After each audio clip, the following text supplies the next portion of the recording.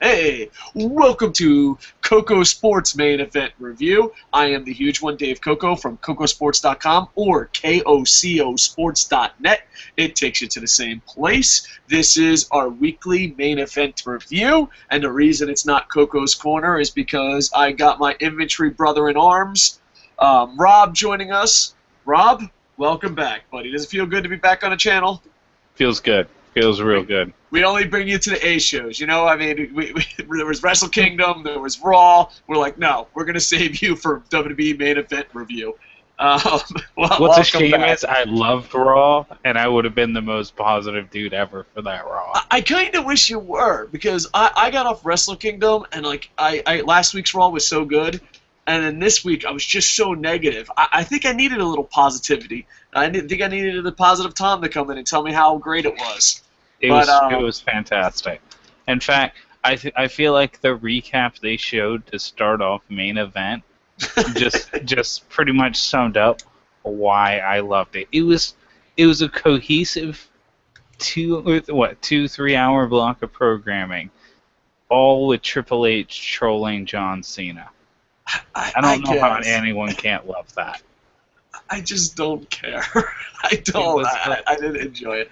Come on. I enjoyed the last week's Raw, but they did start off main event with the recap. They are trolling John Cena. They decided to fire everyone on the KocoSports fighting kangaroos. But that wasn't the best part. The best part was playing the music and dropping balloons and confetti on him while he just looked like a sad puppy. Yeah. But I don't know. It's just like what they said. I don't know. I think it's too close to like real life, and I just don't care. You know what I mean? Like, oh, we're gonna troll John Cena. Like, oh, who cares?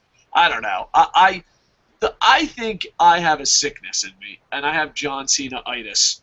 Where like John Cena, you know those stories you hear stories about, like really like back in the day. A woman doctor, a man wouldn't want her to save her life, or a racist would say, I don't want a black guy to save my life. You remember back in those days in American history, the ones that people forget about? I'm like, I got that level of hatred for John Cena. Like, if I'm on my deathbed, which, probably will happen this Thursday, if I'm on my deathbed, right, and they come up to me and say, hey, you know what? Oh, by the way, we forgot to advertise this. People are like, are you guys going live? Oops. Whoops. Way to go, buddy. You had one job. I had one job to advertise the show, and I totally forgot. And then the worst part is people are like, I'm always like, if you want to miss it, watch our live shows, watch on Twitter. Anyway, we'll just pretend we advertised. Moving on. I don't know. I think if I'm on my deathbed this Thursday, and John Cena's the doctor, and he's like, John, Thugonomics just saved your life. I'd be like, I don't want to live. I don't want to live in a world. That's how far my hatred goes for him. But main event, I was a little disappointed going into main event, just because the match they advertised on Raw was Paige versus Nikki Bella.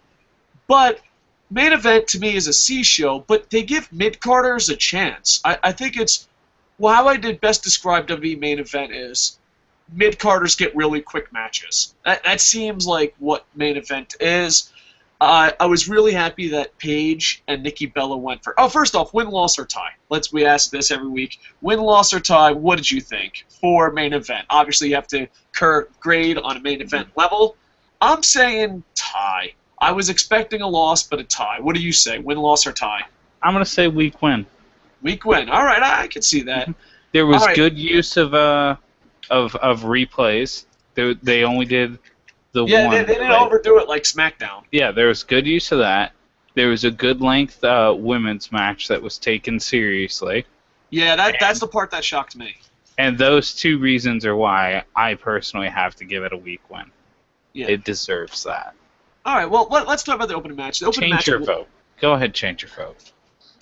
I don't know. I might lose street cred. It's a double win. Down in the comments, please put win, loss, or tie. Not that anyone's watching live, because some asshole named me forgot to advertise.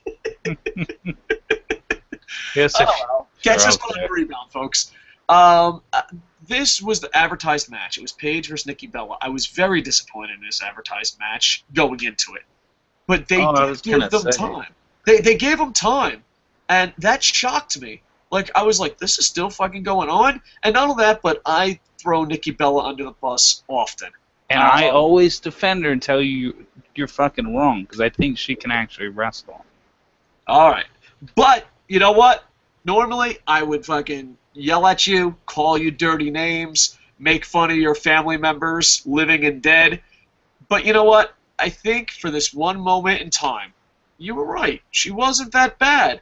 Paige had this great spot where they threw her off the apron. I thought that was amazing. And it was no 5-star match, but it was definitely a shocker match. No. I think the average fan, not Mr. Positivity, not you, Rob, the average WWE/pro wrestling fan went into this main event thinking this match was going to suck. And the fact that it was first made me excited, because like, oh, wow, they'll have the good matches on last, so let's get through this.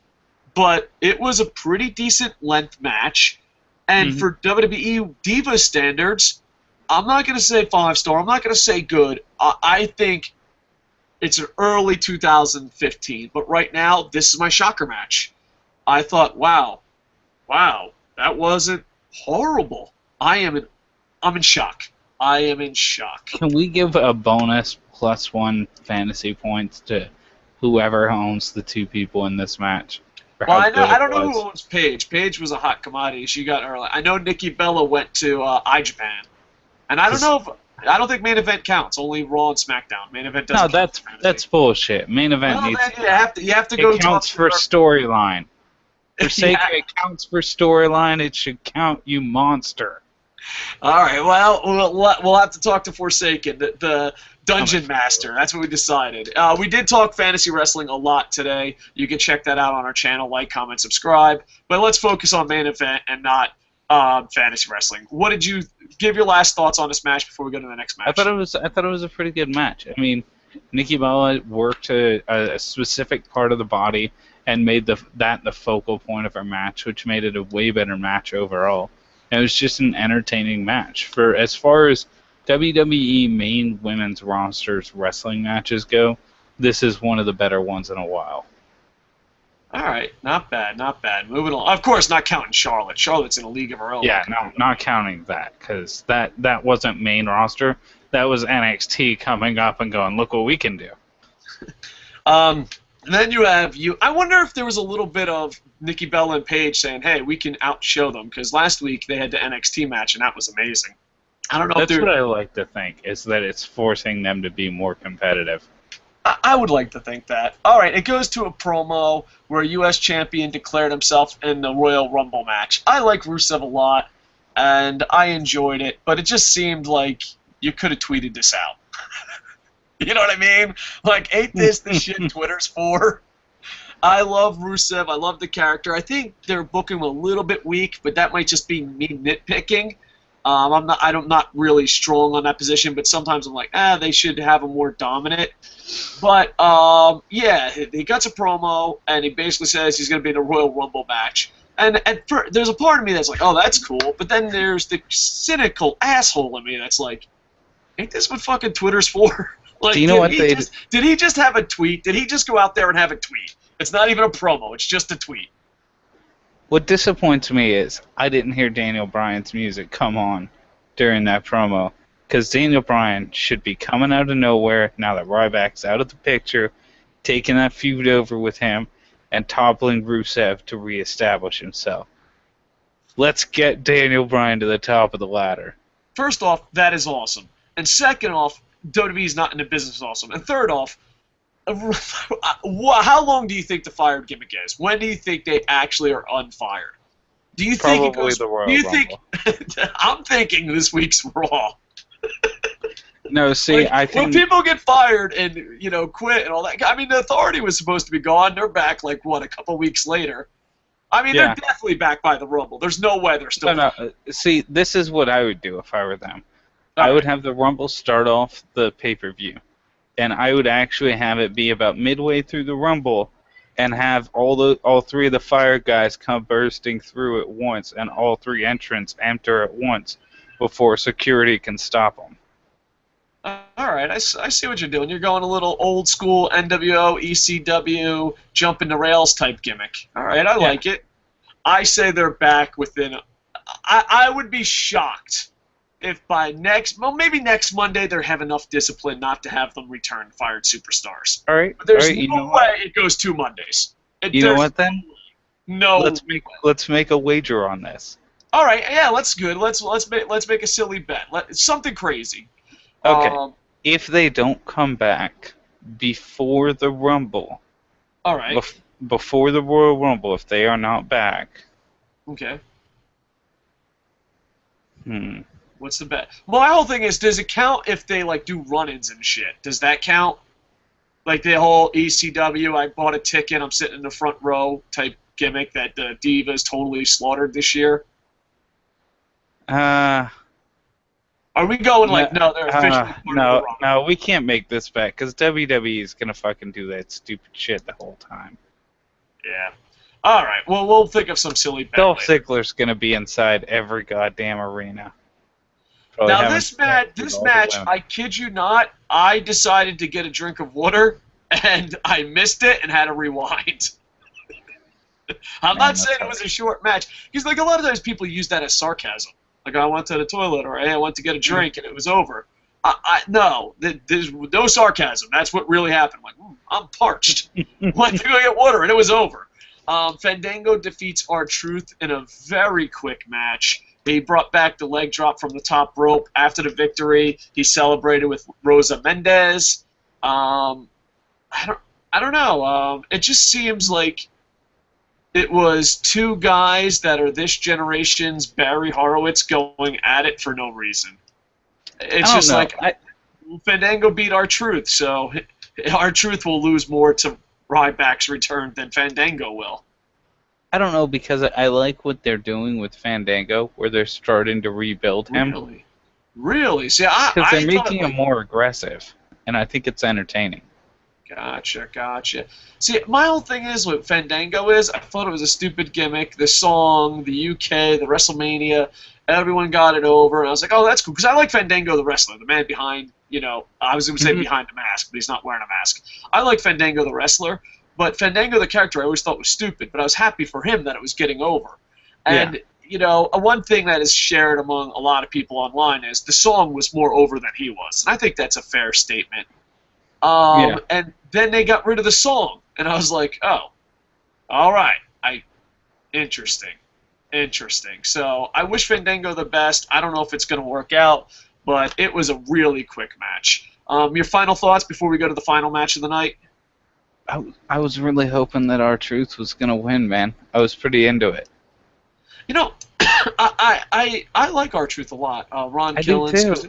He's a former NWA World Heavyweight Champion back when TNA was part of NWA. And I really enjoy him. And the reason I enjoy him is not because of his rap, cheesy gimmicks, and all that. He has, when he's in the ring, he has a different style than anybody else. And I kind of like that. I like the fact that, if you had to create a wrestler and it was just completely blank, and then you added a move set, there's very few wrestlers that you could point out through their move set. And I think R-Truth is one of those. I have a little bit of an idea, but I don't want to get into the racist topic, but I have no idea why he didn't have a run near the top. I don't think he's quite main event, have the title material, but I think he's you could have a second-tier world title on SmackDown. I think he's at that level. I think when the belts were separated, he could have been the face of SmackDown. But no, it's just he did comedy gimmicks, and he's really good at comedy gimmicks, the conspiracy thing, all that. I really love the character, but I thought for sure he could be a second-tier world champion. And I don't mean that as an insult. Some people might be like, oh, that's kind of fucked up. But I honestly think he never lived up to his fullest potential. I wasn't around for that. So far since I've been here, he's just been a jobber the entire time. Yeah. And I wish there was something better than that. But if you want, you get a little bit of homework, check out old school NWA TNA days. He had a couple good matches there. And boom. And now to the main event. Speaking of people that, possibly not main eventers, not Hall of Famers, but definitely, in my humble opinion, deserve more. Titus O'Neil defeats Jack Swagger. I think they're, maybe missing one or two elements to become a main eventer, but I think both athletes deserve better than what they've got. I'm a huge Gators fan, so obviously I'm behind Titus O'Neil. Titus O'Neil is saying 2015 is the year of the Gator, and has been winning on main event. I don't know, though, if you could say it's your year when your undefeated streak is on a C show. But I think both of these wrestlers, not Hall of Fame worthy, not main event worthy, but just like Ron Killings, I think if creative put a third of the effort they put into trying to put John Cena over on any of the three athletes we're talking about today, Titus O'Neil, Jack Swagger, or Ron Killings, I think they would have a way better success rate. I just wish they put effort into everyone. And I don't know, maybe I'm wrong, but does it not feel like we only put effort in our chosen ones and the rest go fuck off? You're talking to an intern and maybe main event. I just wish they put effort into everyone in the roster. And if you had, Paul Heyman did that in ECW. UFC does that in MMA. I just wish that these mid-card guys, they would just put effort into them. They would just put effort into them. I don't think it's lack of effort. I think it's just flawed booking philosophy, where WWE isn't looking at it as we should be booking a full, solid show and worry about making all of it entertaining. They seem to just be focused on, we just need to book one main storyline and keep that as our main focus for entertainment and all the story. And they just focus all their time on writing for that one storyline. And I think that's wrong. I honestly do, but I don't know. It just bothers me. And I know you're a big Roman Reigns fan, but, a lot of people are like, oh, the RWC, a fake terrorist group. God, and like they always loved. I hate people that use the IWC because, dude, it gets ridiculous. It's like, I don't like ham sandwiches. I don't care what the IWC says. I like pizza bagels. I don't care what the IWC says. It literally has grown into a fake terrorist group that just you can add more emphasis on what you're saying. But like Roman Reigns, I think is falling for this trap. I think Roman Reigns being Roman Reigns is a lot better than the road he's going down. And I just hate the fact that they're putting so much effort into making Roman Reigns the next John Cena, when if they just made the roster pretty sweet and made Roman Reigns on top of a pretty sweet roster, more people would like him. And you're a huge Roman Reigns guy, so I don't know if you disagree or agree with that statement. I love Roman Reigns, but I don't think this is his year. I think they're really naive if they push Roman Reigns up to being the guy who main events and takes the title at WrestleMania.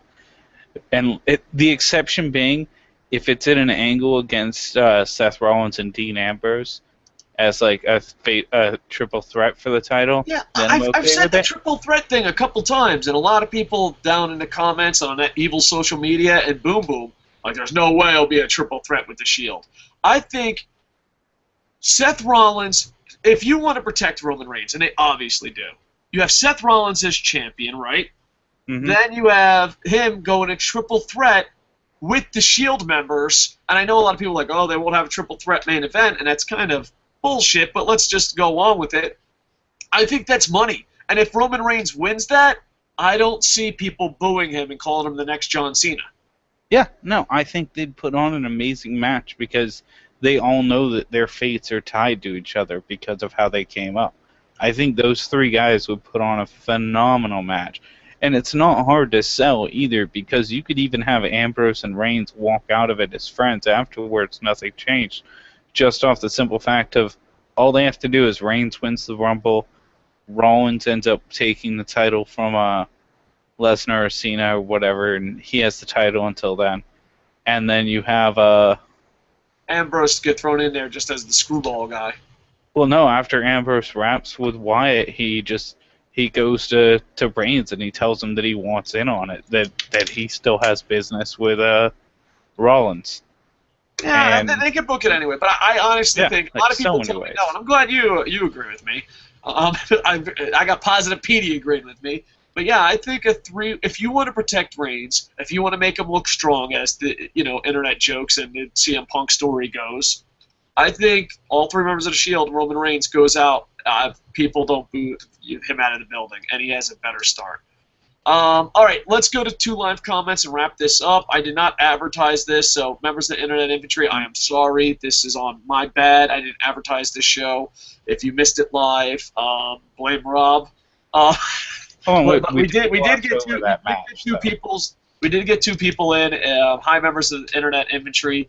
Matteo TC, and I believe he does videos in French, but I'm not sure about that. I might be confused with my Internet Infantry members.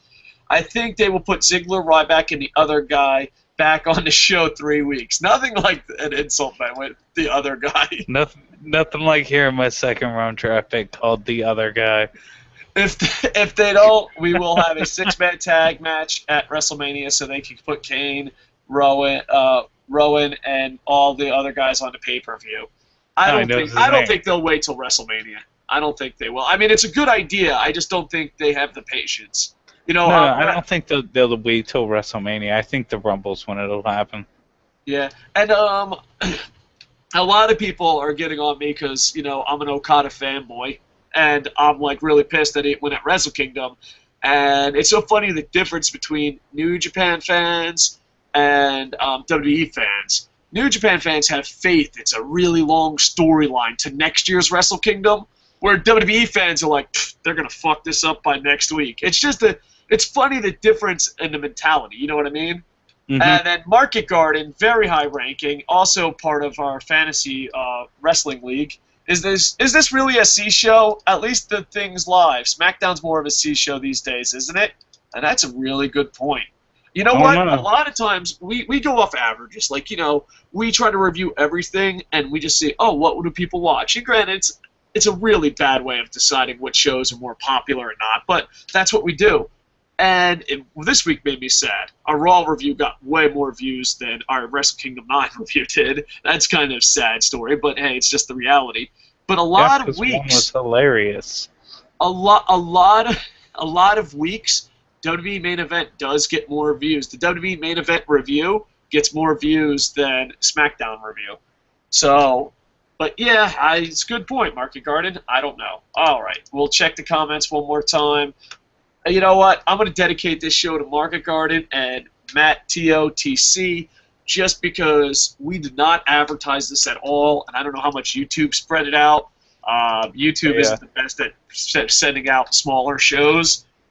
So I want to give mad props to those two guys and dedicate this show to it. And anyone that's missed this live, I will tweet it in Facebook after it's over. This is Rob's fault because he was so entertaining. I forgot to advertise this stuff. All right, Rob. Dave. You say win, I say tie. Hold on, buddy. We never talked about the Titus O'Neil match. Oh yeah, you're right. We just fucking went on a. yeah. You just kind of took. I enjoyed the match, and I think both guys deserve to be higher. And I hope this is the year of the Gator, just because I'm a Florida Gator. I remember Titus O'Neil being in a video game. He was in NCAA football, and I got tons of sacks with him. So when he signed with the WWE, I'm a Gators fan, a nerd fan. I was like, Titus O'Neil, you helped lead my Gators with running back of Lucky Cocoa Puffs. He's a fictional character, not a real player. To 3 national championships and led the nation in sacks. Granted, that's in a video game, but you were also pretty awesome in real life. So I am happy for Titus O'Neil. What is your last thoughts on this match and your last thoughts on the show as we wrap up? I thought the match was fairly entertaining. Nothing fantastic. Though I did actually laugh when Michael Cole made fun of the fact that Titus did the R thing before he said the S. Yeah, that was kind of cool. I thought that was pretty awesome. I think both these guys should be used better. And I don't know, sometimes the main event, obviously, not main event show, but the main event storyline really grinds my gears a lot. But also what grinds my gears is just the lack of effort to all these great athletes. And they are not going to give you 5-star matches. But if you had a Paul Heyman, if you had guys that care, you could hide Titus O'Neil's weaknesses and make him a star. You could hide Jack Swagger's weaknesses and make him a star. It seems like all the effort is hiding John Cena and Roman Reigns' weaknesses, where I was like, what if we hide all the weaknesses of the whole roster I just think it would help John Cena and Roman Reigns in the long run, and WWE will never do that. Nope. WWE doesn't comprehend. All right. No. Your final thoughts on the show. You gave it a win. I gave it a tie. Your final thoughts, because I'm going to wrap this up and eat some chicken.